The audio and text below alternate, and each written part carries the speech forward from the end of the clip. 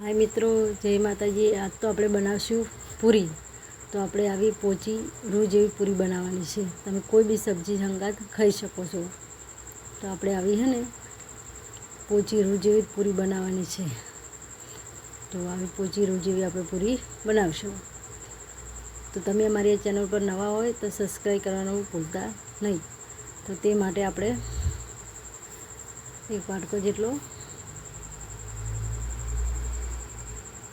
जो एक वाड़का जेटलो मैं लोट लई लीधो छे घऊंनो चाळणीनी मददथी चाळीने मीठुं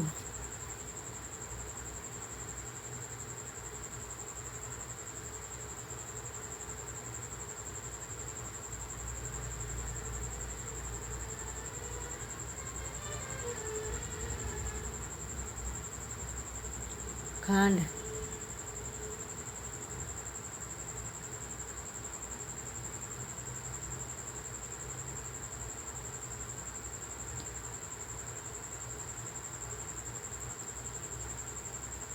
तेल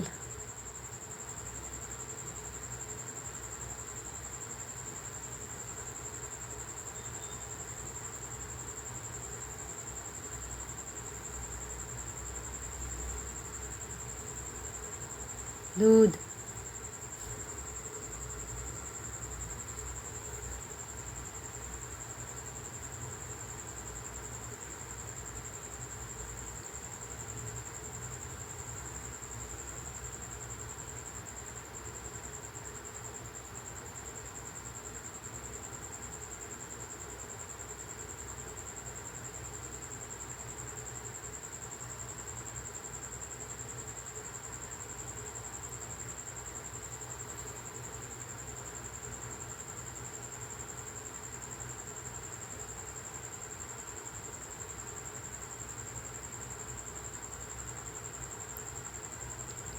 जो आपणो लोट सरस बंधाईने तैयार थई जशे।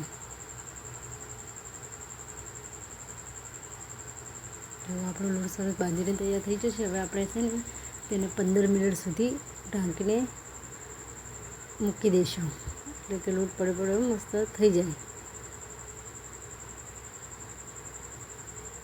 તો આપણે જોઈ લઈએ 15 મિનિટ થઈ ગઈ છે। હવે લોટને પાછો આપણે 2 મિનિટ મસળી દેશું એટલે કે અસલ ચીકવી દેશું હાથની મદદથી।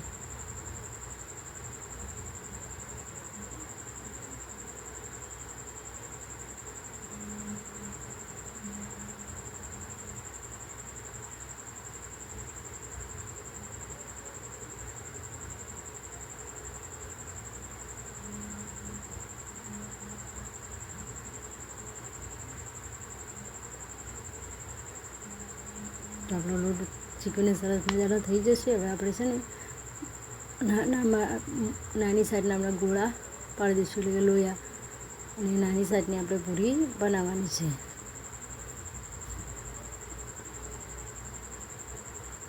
તો આપણે આવા વેલાની મદદથી પૂરી બનાવી દઈશું। પૂરી નાની સાઈઝ રાખવી તો પણ રાખી શકો છો અને મોટી રાખવી તો પણ રાખી શકાય છે। તો જો આપણે આવડી આવડી બધી પૂરી બનાવવાની છે।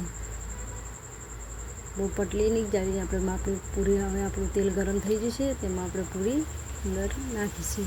તો જો આપણી પૂરી સરસ ફૂલીને બહાર આવી ગઈ છે તેલની ઉપર।